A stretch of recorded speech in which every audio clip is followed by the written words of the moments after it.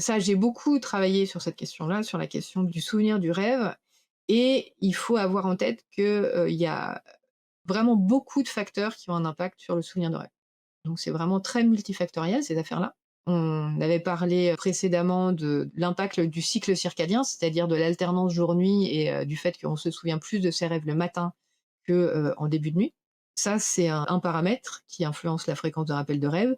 Il y a le stade de sommeil. Un des paramètres qui a le plus d'influence, c'est le fait de s'intéresser à ses rêves. En fait, si vous vous intéressez à vos rêves et que vous faites un carnet de rêves, vous allez, augmenter à la fois la fréquence de vos souvenirs de rêve et à la fois la longueur de vos souvenirs de rêve. Ça fonctionne extrêmement bien. On ne sait pas pourquoi, mais ça fonctionne extrêmement bien et c'est probablement le paramètre qui a le plus d'impact.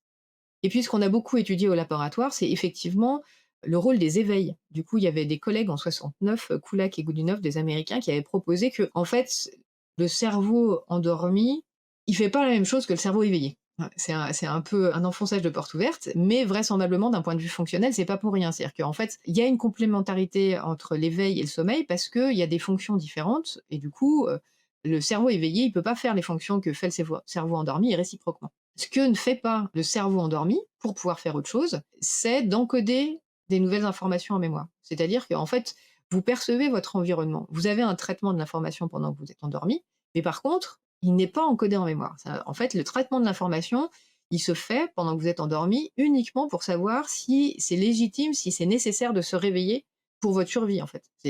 Est-ce qu'il y a une sirène de pompiers qui indique qu'il y a un feu et qu'il faut se réveiller? Est-ce qu'il y a une odeur de brûlé qui indique qu'il faut se réveiller? En fait, s'il y a des bruits dans votre chambre, si vous entendez des oiseaux pendant que vous êtes endormi, votre cerveau, il perçoit ça, mais il estime que c'est pas la peine de vous réveiller pour ça. Et du coup, s'il estime ça, ben, il efface l'information. Et du coup, vous n'aurez pas de souvenir le matin en vous réveillant d'avoir perçu toutes ces choses qui vous ont pas réveillé. En fait, le cerveau endormi, il n'encode pas les informations qu'il perçoit. Il retravaille des informations qu'il a, encodées au cours de l'éveil. Donc sachant qu'il n'encode pas de nouvelles informations en mémoire, en fait, ses collègues avaient dit à l'époque, eh ben, que du coup, le cerveau endormi, il peut pas, encoder le rêve et que pour pouvoir avoir un souvenir de rêve, il fallait que le cerveau se réveille. Donc, ses collègues avaient proposé à l'époque un rôle fort, une nécessité, d'un réveil pour obtenir un souvenir de rêve.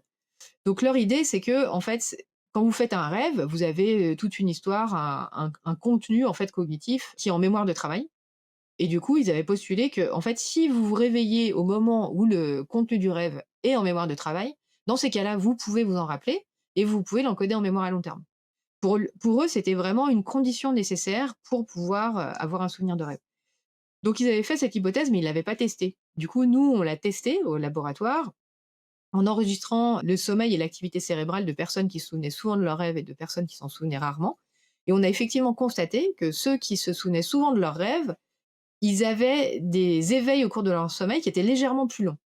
Mais là, c'est très important de ne pas se tromper sur, de quoi on parle. Ici, nous, on a étudié des étudiants, qui étaient en parfaite santé, physiologique et cognitive et du coup, qui ont dormi au laboratoire, qui avaient des caractéristiques de sommeil qui étaient tout à fait normales. Toutes les caractéristiques de leur sommeil étaient normales. Il y avait simplement ceux qui se souvenaient souvent de leurs rêves, qui avaient des éveils qui étaient légèrement plus longs que ceux qui s'en souvenaient rarement. Donc ceux qui se souvenaient souvent de leurs rêves, ils avaient des éveils au cours de leur sommeil qui étaient en moyenne de 2 minutes, par opposition à ceux qui se souvenaient rarement de leurs rêves, qui avaient des éveils en moyenne de 1 minute. Donc c'est une toute petite différence. Donc on se rend bien compte que en fait, c'est quasiment imperceptible, que c'est du sommeil qui est tout à fait normal, en fait, que c'est 2 façons de dormir différentes simplement. En fait, cette limite 1 minute, 2 minutes, ça a l'air d'être le temps, nécessaire pour que le cerveau reprenne ses capacités d'encodage en mémoire, tout simplement, de conscience, d'encodage en mémoire et du coup, en fait, on se rend compte que la différence entre ces 2 groupes de personnes, c'est simplement des opportunités d'encodage de rêve en mémoire et pas des différences de capacité de mémoire. C'est vraiment des différences d'opportunités. Donc si vous avez des éveils un tout petit peu plus longs, ben, vous avez votre cerveau qui est capable d'encoder en mémoire et s'ils sont plus courts, bah, vous avez votre cerveau qui est pas capable d'encoder en mémoire et donc c'est ça la différence principale et c'est vraiment très important de pas faire le raccourci qui est complètement faux de dire: «Ceux qui dorment mal se souviennent mieux de leurs rêves». Ça, c'est vraiment pas vrai. Nous, les personnes qu'on a étudiées étaient en parfaite santé, leurs caractéristiques de sommeil étaient tout à fait normales Et puis les personnes insomniaques n'ont pas nécessairement une augmentation de leur, fréquence de souvenirs de rêve.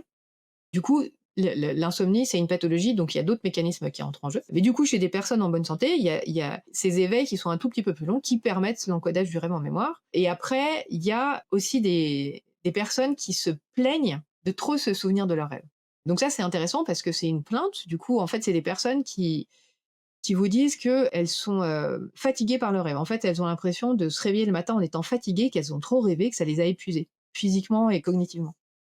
Et en fait, il y a eu quelques études qui ont étudié le sommeil de ces personnes-là et elles ont constaté qu'effectivement, elles avaient plus d'éveil que des personnes qui n'avaient pas ce symptôme, plus d'éveil au cours de leur sommeil.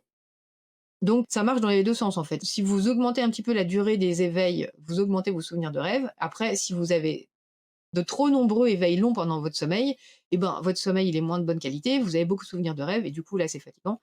Du coup, dans les facteurs qui ont un impact sur, le souvenir de rêve, il y a des facteurs liés au sommeil et globalement, avoir un sommeil de bonne qualité, c'est toujours mieux, c'est toujours favorable et si vous voulez vous souvenir de vos rêves, il suffit de faire un carnet de rêve. Ça, on n'a pas encore étudié l'impact du carnet de rêve sur la durée des éveils au cours du sommeil, il faudrait qu'on fasse ça. Ce que je veux dire par là, c'est qu'on ne connaît pas le mécanisme. Quand on fait un carnet de rêve, on se souvient mieux de ses rêves, c'est pas du tout sûr que ça passe par l'intermédiaire d'une augmentation des éveils, au cours du sommeil ou de leur durée. C'est possiblement une augmentation du niveau de conscience du contenu de la psyché au cours du sommeil et notamment le matin. Ça, c'est aussi quelque chose qui serait intéressant, d'étudier. Donc, il y a beaucoup de paramètres qui ont un impact sur le souvenir de rêve et globalement, pour finir, à propos des éveils, les éveils au cours du sommeil, c'est tout à fait normal et on n'en a pas nécessairement conscience. Une manière de s'en rendre compte, c'est que certaines fois, quand vous dormez avec quelqu'un qui parle la nuit, il dit quelque chose, vous voudriez vous en souvenir, puis le lendemain matin, vous vous rendez compte que vous avez complètement oublié. Et on peut aussi aller aux toilettes, pas s'en souvenir le matin. On a vraiment le cerveau qui est pas boutiqué pour se souvenir quand on est endormi. Donc, même si on se réveille et puis que du coup, on a le cerveau qui est de nouveau capable d'encoder en mémoire. En fait, si on se rendort juste derrière, probablement que ça aide pas à garder la trace du souvenir. Globalement, le cerveau endormi encode pas l'information en mémoire et s'il y a des éveils, notamment, ça favorise le souvenir. Mais aussi si on a peut-être un niveau de conscience plus important sur le contenu de la pensée pendant qu'on est endormi, ça favorise aussi la mémoire et donc comme je le disais précédemment, il y a beaucoup de paramètres qui ont un impact sur le souvenir de rêve. Il y a peu de paramètres cognitifs, donc ça c'est, important de l'avoir en tête. Du coup, il y a pas de différence de capacité de mémoire entre ceux qui se souviennent souvent de leurs rêves, ceux qui s'en souviennent rarement. Pas de différence de capacité d'imagerie, pour l'instant dans ce qui a été testé. Pas de différence de fluence verbale, donc de capacité à produire du langage. Nous, ce qu'on a observé au laboratoire, c'est qu'il y avait possiblement des différences d'attention qui expliqueraient le fait qu'en fait, avec des différences d'attention et notamment de sensibilité aux stimuli de l'environnement, du coup, ceux qui sont plus, «distractibles» entre guillemets, du coup, ils seraient, plus facilement réveillés au cours de leur sommeil, du coup, ils auraient des éveils un peu plus longs, du coup, ça permettrait de plus facilement encoder leurs rêves en mémoire. Mais globalement, c'est le seul aspect cognitif qui peut, différencier les personnes qui se souviennent souvent de leurs rêves de celles qui s'en souviennent rarement. Et du coup, c'est vraiment pas dans ce champ-là qu'il y a le plus de différences. Là où il y a des différences, c'est plutôt en termes de traits de personnalité. Ce qui est assez cohérent avec ce qu'on a observé aussi d'un point de vue neurophysiologique, avec, en fait, une activité du cerveau à la fois et l'éveil et pendant le sommeil qui est différente chez ces 2 catégories de personnes, ceux qui se souviennent souvent de leurs rêves, ceux qui s'en souviennent rarement. Et pour les traits de personnalité qui diffèrent, qui sont différents entre les 2 groupes, il y a notamment la créativité, l'ouverture à l'expérience et puis un trait de personnalité que l'auteur a appelé, Thin et Thick Boundaries. Du coup, c'est des traits de personnalité fines et de traits de personnalité épaisses qui définissent, plus ou moins, d'un côté les créatifs dépressifs qui dorment beaucoup et puis de l'autre côté les obsessionnels, un petit peu rationnels, qui dorment moins et du coup ça c'est effectivement un espèce de continuum sur lequel, les fréquences de souvenirs de rêve s'alignent bien. Ce qui a été observé jusqu'à présent, ça nous dit plus que ces différentes manières de fonctionner, à la fois physiologiquement et à la fois cognitivement, différentes manières d'appréhender le monde qui expliquent le plus les différences, de rappel de rêve et du coup là, l'hypothèse qu'on a, c'est qu'il y a quand même probablement un rôle assez important du coup de son rapport à l'émotion, cette affaire-là. Et comment est-ce que quelqu'un pourrait se souvenir d'un rêve? Donc, par exemple, pour le carnet de rêve, est-ce qu'on le fait tout de suite? C'est-à-dire qu'on se réveille, on vient de se rappeler de son rêve, on va allumer sa petite lampe et écrire, ou on va prendre, par exemple, le téléphone, le dictaphone et on va raconter le rêve et après on va se rendormir pour être sûr d'avoir la trace? Ou est-ce qu'on va attendre le lendemain matin et du coup on va se souvenir de moins de rêves? Oui, alors moi qui forcément me souviens beaucoup de mes rêves et qui m'y intéresse beaucoup, je trouve que ça a une certaine servitude. Du coup, quand j'ai fait un rêve que j'ai trouvé marquant, je trouve que c'est difficile pour moi de pas le noter, du coup ça me prend du temps. Et puis quand, je suis endormie et que j'ai un rêve que je voudrais garder, en fait, du coup ça m'empêche de dormir. Parce que je me dis: «Si je me rendors, je vais l'oublier». Du coup, j'essaye de me répéter les rêves et du coup j'arrive plus à dormir. Du coup, c'est compliqué. C'est certain que c'est extrêmement labile en fait. Si on veut être sûr de se souvenir de son rêve, quand il émerge, quand on en prend conscience, il faut le noter. Après quand on prend l'habitude, en général, quand on en prend conscience et qu'on note les choses un petit peu, importantes qui nous marquent, les choses un peu émotionnelles, en général, le on arrive à garder le souvenir le temps de se lever, de prendre son café et de prendre son carnet, quoi.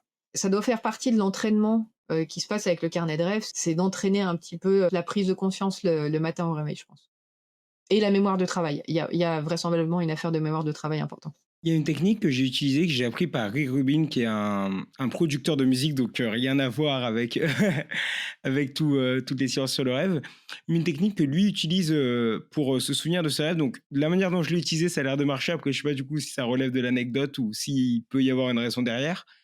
C'est au moment où on se réveille, que ce soit le matin ou pas, avant de prendre du coup le dictaphone, etc., ou d'écrire, c'est de refermer les yeux et d'essayer de se remémorer le rêve, de refaire le rêve, entre guillemets, et le fait de retracer le rêve fait qu'en fait, souvent je me rends compte que si je retrace le rêve, même si après je me rendors, le lendemain matin, je me rappelle d'une grande partie du rêve, que j'ai retracé. Et une autre technique que lui utilise, que j'ai pas encore eu l'occasion d'utiliser, c'est que si à l'inverse, il y a un rêve dont on veut pas forcément se rappeler, ou en tout cas, où on veut pas retourner dedans si on s'endort, c'est de se lever, de marcher un petit coup, de faire un petit peu de mouvement en gros, et après du coup de retourner au lit. Et le fait d'avoir fait du mouvement, ça va briser le fait de, pas la chaîne associative, mais toi, je sais pas, peut-être le fait de faire du mouvement, ça va faire que du coup on sort de l'état de somnolence et donc on va effacer ce qui se passe avant. Ou je sais pas comment on l'explique en fait, je sais pas, je sais pas quels sont les mécanismes. En fait, c'est extrêmement fragile le souvenir de rêve et du coup, on peut se questionner le pourquoi du comment c'est si fragile. En fait, d'un point de vue fonctionnel, on peut envisager que, en fait, c'est pas forcément utile de s'en souvenir puisque la fonction a été, complétée, au cours du sommeil et qu'il y a pas besoin de s'en souvenir pour que la fonction ait eu lieu et comme les souvenirs de rêve, ça peut être des souvenirs qui sont très similaires aux souvenirs de la vie éveillée, ça peut être assez intéressant, de faire en sorte qu'il n'y ait pas de risque de confusion. Parce qu'évidemment, si on confond des souvenirs de rêve avec des souvenirs de la vie éveillée, certaines fois, ça peut, amener à des résultats qui sont probablement pas très heureux, pas très adaptatifs. Du coup, on peut envisager qu'on ait un mécanisme physiologique qui favorise le fait d'oublier les souvenirs de rêve pour pas faire trop interférence avec les souvenirs de la vie éveillée qui sont, fonctionnellement plus importants pour, nous adapter à notre environnement. Alors du coup, cette stratégie, effectivement, ça a l'air de très bien marcher, hein. Je l'ai beaucoup, entendu, le fait quand vous avez un souvenir de rêve, l'idée, c'est quand vous en prenez conscience, alors que vous êtes endormi, c'est de surtout pas bouger et essayer de rescanner, de rappeler le rêve, de parcourir le rêve. Effectivement, là, du coup, vous êtes éveillé. Quand vous faites ça, bah, vous encodez votre rêve en mémoire à long terme. Après, si vous rendormez juste derrière, probablement que vous avez la possibilité de quand même d'effacer la trace, mais que moins de chances que si vous l'aviez pas fait. Après, le problème vraiment important, d'abord, le souvenir de rêve, il est labile, possiblement exprès, j'ai envie de dire, et même si vous l'avez encodé en mémoire à long terme parce que vous l'avez bien parcouru avant de vous rendormir, le problème, c'est que contrairement au souvenir de l'éveil, en fait, on n'a aucun contexte, aucun indice d'amorçage. En fait, si vous dites: «Qu'est-ce que j'ai fait hier?» Vous dites: «Ah bah oui», vous commencez votre journée, vous avez des repères. Vous dites: «Ben, tel jour, je fais ça», vous commencez à vous rappeler d'un événement et puis vous tirez le fil et vous pouvez toujours, retrouver un événement de la veille à partir duquel tirer le fil. Pour le rêve, en fait, vous avez aucun indice de rien, en fait. Vous savez pas comment chercher, en fait. Si votre, rêve, vous l'avez oublié, vous savez pas si vous avez, rêvé de vous avez aucune idée du lieu, aucune idée du sujet, aucune idée des personnages. Du coup, vous savez pas comment aller chercher et avoir un élément qui vous permet de retrouver votre, souvenir. Donc c'est je pense, c'est aussi une des raisons qui fait que c'est assez compliqué, parce qu'on a certaines fois ce sentiment qu'il est pas loin et d'ailleurs, il y a ce phénomène qui est tout à fait remarquable, de la remontée de tout un souvenir de rêve, la journée à la faveur de la perception d'un stimulus, en fait. Vous voyez, mmh, je ne sais pas, une image, vous percevez un son, au cours de votre journée et d'un coup, ça vous rappelle l'entièreté d'un souvenir de rêve que vous aviez pas du tout en tête, le matin au réveil, que vous avez l'impression d'avoir jamais eu en tête, en fait. Du coup, ça montre bien qu'ils sont là, en fait, ces souvenirs de rêve, mais qui sont pas forcément accessibles. Et les conditions de leur encodage en mémoire à plus ou moins long terme est pas complètement, connues encore, mais là, ce phénomène de je rappelle un souvenir de rêve dont j'avais jamais eu conscience avant, en plein milieu de la journée, c'est vraiment très étonnant parce que ça nous dit: «Ben oui, on garde des traces en mémoire à long terme de nos rêves, mais on n'y a pas forcément accès».